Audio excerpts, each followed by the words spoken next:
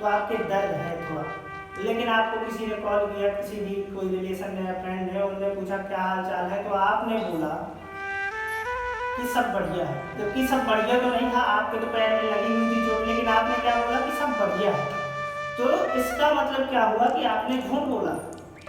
या किसी से आप बोल देते हैं कि उन्होंने पूछा कि आप कैसे हैं, तो आपने बोल दिया कि बस बैठे हुए हैं, जबकि आप तो खड़े हुए थे, चल रहे थे या टहल रहे थे, और आपने बोल दिया कि बस बैठे हुए हैं, तो आपने झूठ बोल दिया। लेकिन उस झूठ का कोई भी आपको पाप नहीं लगेगा। क्यों? क्योंकि वह जो सामने वाला व्यक्ति है, वह आपकी भलाई सुन करके उसके मन में प्रसन्नता हुई, ना कि दुख हुआ। तो कहीं ना कहीं उस व्यक्ति जो आपका बहुत प्रिय है, तो वह तो इस बात से प्रसन्न नहीं होगा। और जो गलत सोचते हैं, तो उनको तो कहने से कोई आपको पाप लगना नहीं गलत व्यक्तियों को।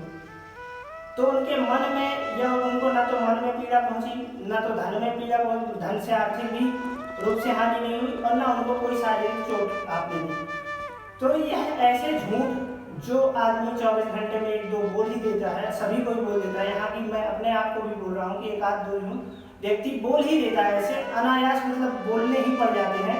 लेकिन उनसे किसी को यदि दुख नहीं है, किसी भी व्यक्ति को, तो उसका पाप नहीं लगता। सर्वप्रथम यह है।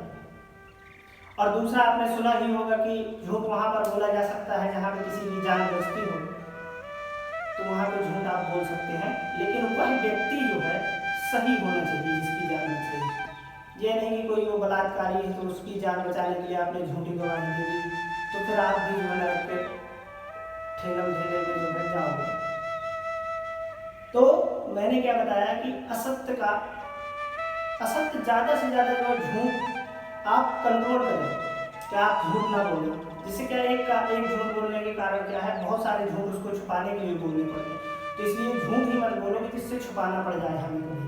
तो कभी ऐसा मौका ही नहीं आए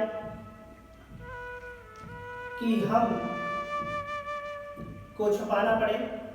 तो कहते हैं कि आप करें क्या, तो इसके लिए भी ज्ञान होना जरूरी है। तो ज्ञान कहाँ से लाएं?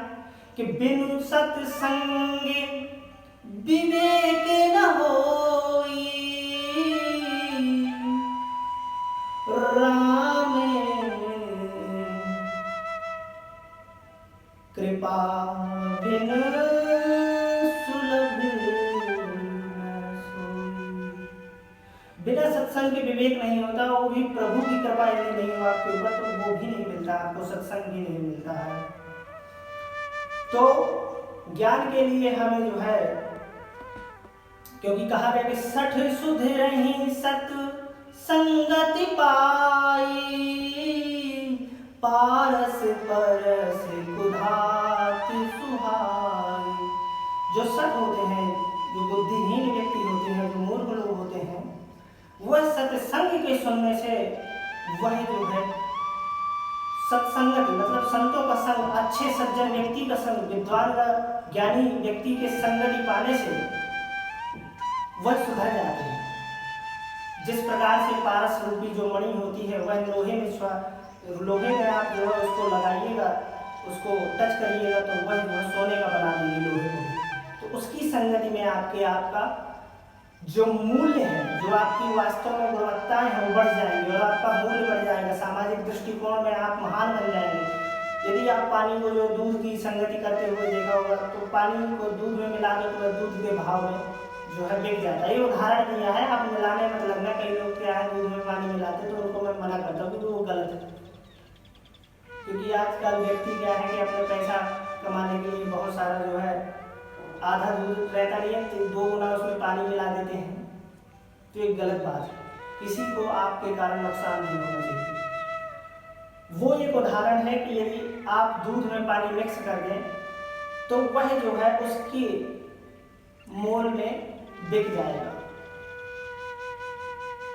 और यदि वह उसी पानी को आप कीचड़ के साथ मिला दें, तो वह क्या होगा, उससे व्यक्ति दूर हो जाएगा, उसकी जो वास्तविकता मूल है तो वो घट जाएगी। तो ये संगति का असर होता है। जब आप संगति जो है करते, अच्छे लोगों की संगत करते हो, आप बुरे लोगों की जब संगत करते तो बुरा भी असर होता है। तो किसी ने कहा मेरे से कि महाराज जी उस रामायण में तो लिखा गया है कि चंदन विष व्यापत नहीं और लटके राहत भुजंग। चंदन में तो विष व्यापता नहीं है और लटके रहत भुजंग, उसमें भले ही कितने भी सर्प लटके रहे लेकिन उसमें तो विष नहीं व्यापता है। देखिए वो चंदन में विष व्याप्त नहीं है, लेकिन आप तो चंदन नहीं है। सर्वप्रथम तो आपको चंदन पहले करना पड़ेगा, फिर उसके बाद आप इस चौपाई को अपने ऊपर लागू कीजिए। तो आप चंदन नहीं है कि आपके ऊपर विष नहीं व्याप्त होगा। आप तो चंदन नहीं है तो आपके ऊपर तो विष में व्याप्त होगा। और यदि आप चंदन बन जाते हैं, यदि आप ज्ञानी बन जाते हैं, तो वास्तव में फिर आपको जो है आप ना वहां जाएंगे ना आपको वो व्याप्त होगा। इस पृथ्वी में तो सभी लोग हैं, गलत भी लोग हैं, अच्छे भी लोग हैं, और आपको भी इसी पृथ्वी में रहना है। अभी जब तक मंगल में नहीं बनते हैं घर, तब तक तो आपको यहीं रहना है। फिर उसके बाद जब कभी बनने लगेंगे तो आप वहां चले जाइएगा। लेकिन अभी की बात मैं बता रहा हूँ। तो अभी जब आपको यहाँ रहना है, इस पृथ्वी में रहना है, तो आपको यह बात ध्यान देनी पड़ेगी कि हमको उस जगह से दूर होना है जहाँ कई लोग कुसंगति कर रहे हैं। कहीं कोई जो मदिरा का पान कर रहा है, कहीं कोई गांजा लगा रहा है, कहीं कोई बीड़ी लगा रहा है, कोई गुटखा तंबाकू दुनियादारी खा रहा है। तो आप वहाँ से दूर रहिए। अब आप दूर रहेंगे, आप बोलेंगे मैं तो करता नहीं हूँ और मैं भले ही रहा हूँ उनके साथ में, लेकिन मैं नहीं करता। आप भले ही ना करें, लेकिन यदि एक मछली जो है मर जाएगी तो पूरा तालाब जो है दुर्गंध देने लगता है। उसी प्रकार जब आप किसी जुआ के अड्डे में बैठेंगे तो पुलिस आएगी तो आपको भी पकड़ेगी। भले आप देख रहे हैं, खेल नहीं रहे, लेकिन आपको पकड़ेगी जरूर, क्योंकि उसका असर होगा। आप किसी गांजा पी रहा कोई व्यक्ति, आप उसके बगल में उससे दोस्ती किए बैठे हुए, तो उससे ज्ञान तो मिलना नहीं है। आप एक ज्ञानी बन जाओगे, उसके पास बैठे हुए तो वो गांजा लगा रहा है, तो आपकी गांजा की भले ही आप ना लगाओ, लेकिन उस गांजे से जो धुआं निकलेगा तो वो धुएं का 10-5% तो आपके अंदर जाएगा। और आप रोज ही उसके साथ बैठते हैं और रोज ही वो गांजा लगाता है, वो आप सिर्फ बैठे रहते हैं, लेकिन श्वास के माध्यम से 10-5% वो जो धुआं रूपी जहर है वो आपके अंदर जा रहा है, तो वो आपको किसी न किसी दिन बीमार कर देगा। तो हमको ज्ञानी बनना, हमको चंदन बनना है, ताकि हम वहां से जो है दूर रहें। वहां से दूर ही रहोगे, जब आप उस जगह से ही दूर रहोगे तो आपको तो फिर टेंशन ही नहीं है।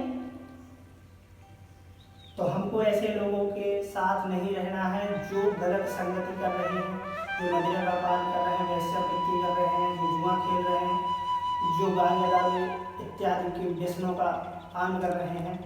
क्योंकि व्यसन कभी समाप्त नहीं होते, इंसान समाप्त हो जाएगा लेकिन व्यसन कभी समाप्त नहीं होते। इस कारण से बताया मैंने। तो अब आप तो चलिए ठीक है, भगवान के भक्त हैं, राम के दुलारे हैं, तो आपको तो अच्छा लग रहा होगा मेरा प्रवचन। लेकिन कई लोग इसमें हो सकता है कोई देखे ऐसे व्यक्ति जो वास्तव में सब चीज़ें करते हैं, तो उनको कहाँ से अच्छा लगेगा। वो तो यही कहेंगे कि ये कौन सा व्यक्ति है, ज्ञान इतना ज्ञान तो हमारे पास भी है, इतना तो हम भी कह लेते हैं।